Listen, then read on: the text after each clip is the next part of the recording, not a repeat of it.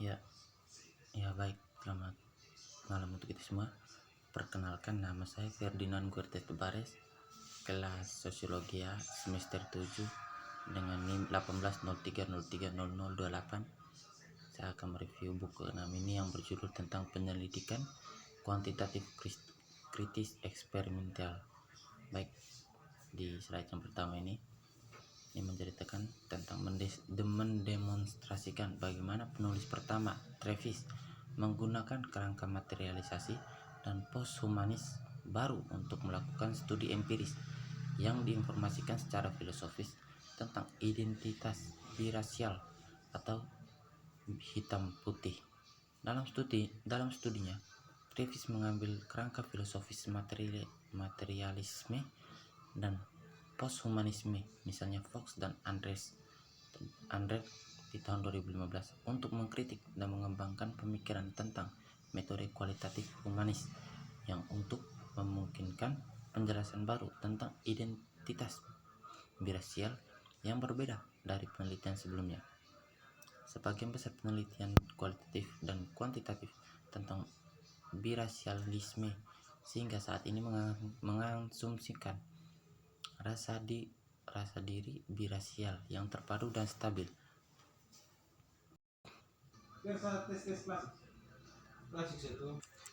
Baik, di sini tentang biraliasme hingga saat ini mengasumsikan rasa diri birasial yang terpadu stabil, misalnya Virget yang mengasumsikan diri birasial yang terpadu dan stabil dan mengabaikan peran ontologis penting dan metodologi dan metode penelitian dalam pembentukan identitas birasial.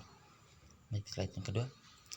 Teori-teori posthumanis dan materialis baru menawarkan kritik penting terhadap asumsi ini.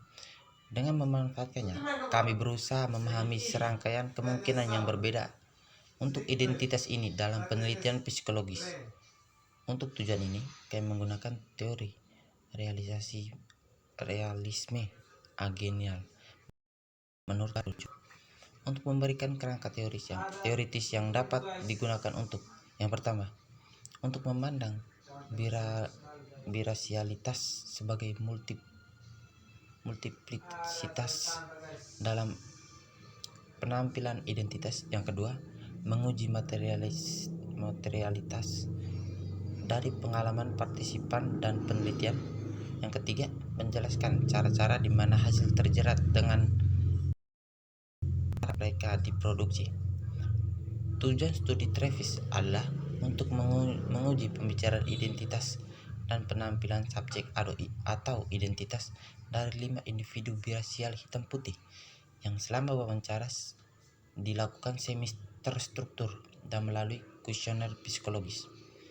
Kami menyajikan metodologi penelitian ini, eksperimental critical qualitative inquiry menurut Marn tahun 2018 dan konsep keterikatan yang bertujuan menurut Marn dan Wolgemuth tahun 2017 yang bersama-sama sebagai contoh penelitian empiris post-humanis.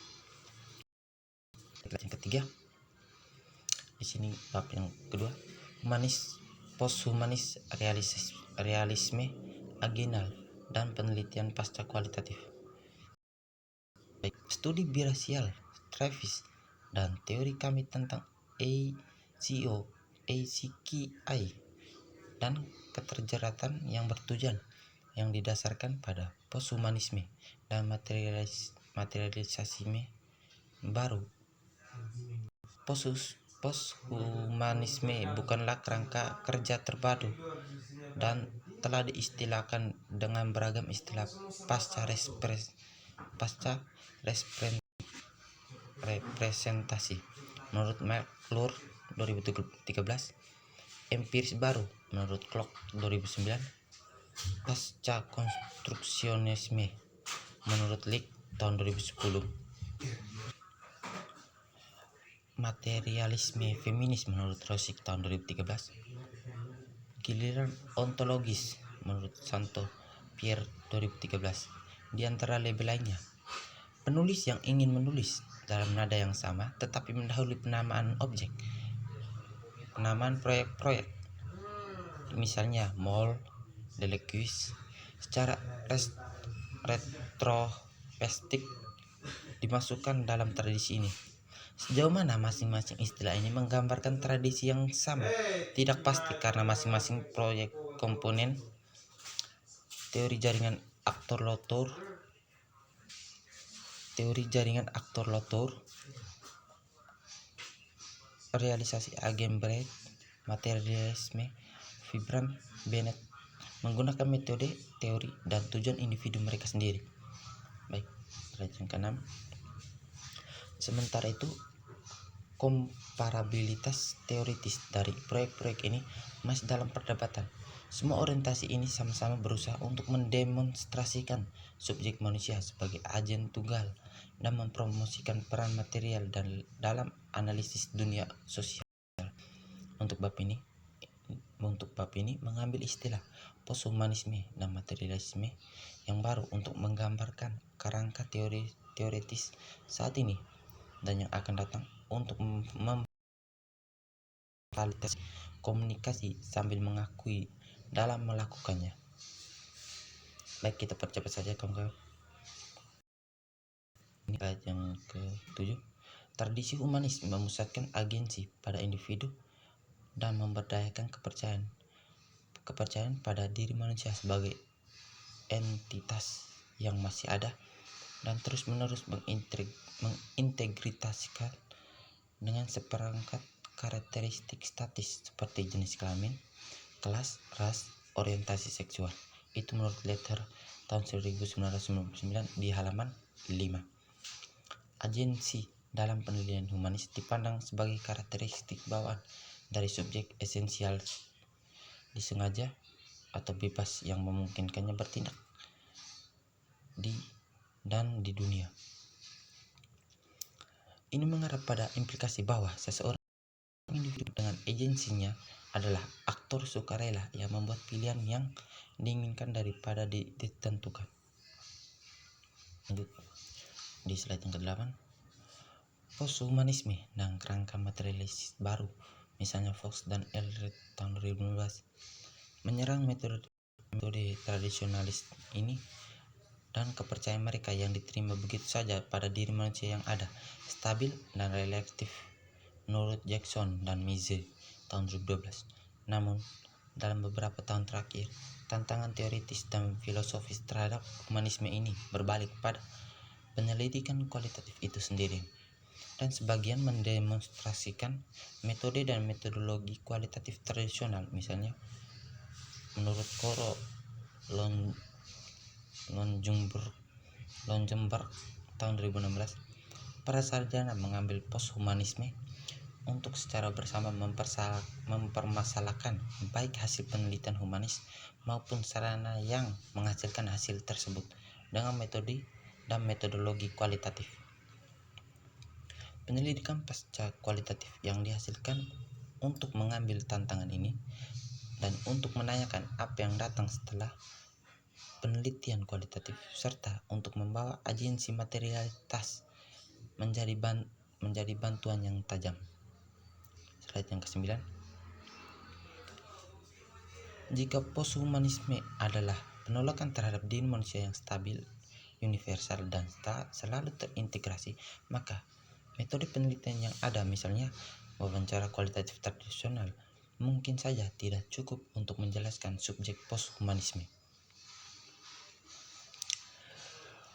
Seperti yang dikatakan Lau pada tahun 2004, kami khawatir bahwa metode standar seringkali sangat bagus dalam apa yang mereka lakukan.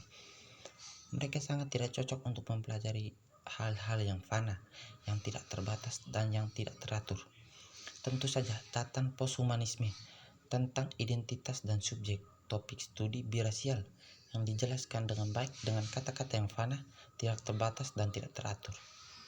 Melalui realisme agen barat, Travis menggunakan metode ini untuk menunjukkan bagaimana cara mereka terlibat dengan objek studi mereka.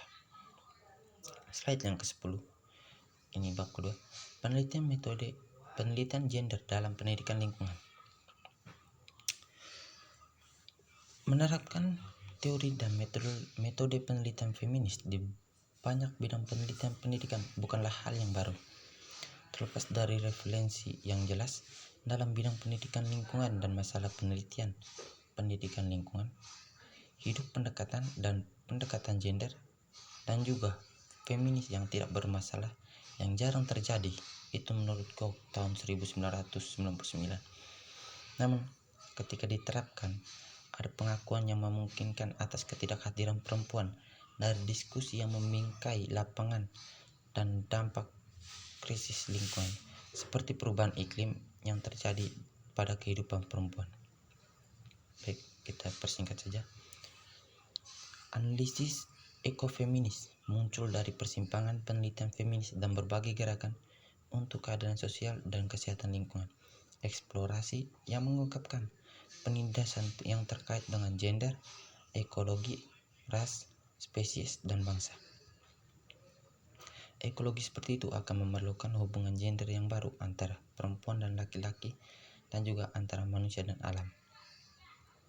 Fokus ekofeminisme adalah pada bagaimana apa yang Martikel sebutkan, yaitu ideal hegemonik yang ditinggikan secara budaya, maskulinitas yang dipromosikan melalui serangkaian dualisme yang saling terkait seperti pikiran atau tubuh, akal atau alam, maskulin atau feminim, atau manusia dengan alam.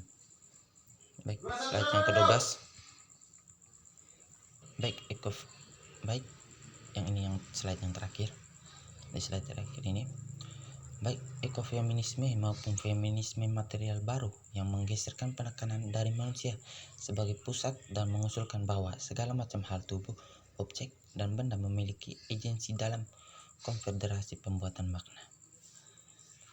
Baik, di sini mungkin saja sekian dari saya.